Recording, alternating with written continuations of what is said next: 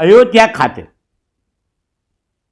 સનાતન ધર્મીઓને 500 વર્ષની પ્રતીક્ષાનો અંત આવી પૂર્ણતઃ મંદિર બની રહ્યું છે.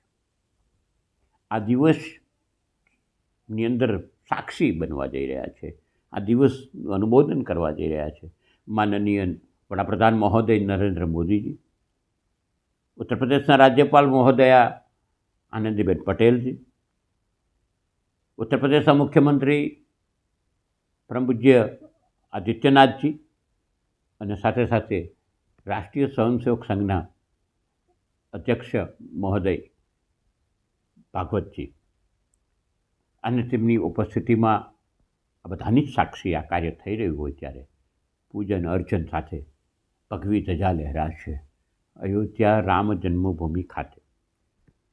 આ મહત્ત્વની વાત એ છે કે આપણે તો ગર્વ અનુભવવો જોઈએ. હું તો સાક્ષી હતો કે જ્યારે આ મંદિરની ધ્વજદંડ અને ધજા જ્યારે અમદાવાદથી વિદાય થઈ ત્યારે વિદાય સમારંભમાં હું હતો. એટલે ખૂબ આનંદની વાત છે. બસ એવી જ અપેક્ષા રાખીએ કે આ ધજા સદીઓ સદીઓ સુધી ફરકતી રહે, સનાતનનો ડંકો લહેરાતો રહે. કારણ કે આ તો અનાદિકાળથી ચાલતી પરંપરાઓ છે. તેમાં ક્યાંક વચ્ચે જે લોકોના મનની અંદર અપેક્ષાઓ હતી તે હવે પૂર્ણતાની આરે છે.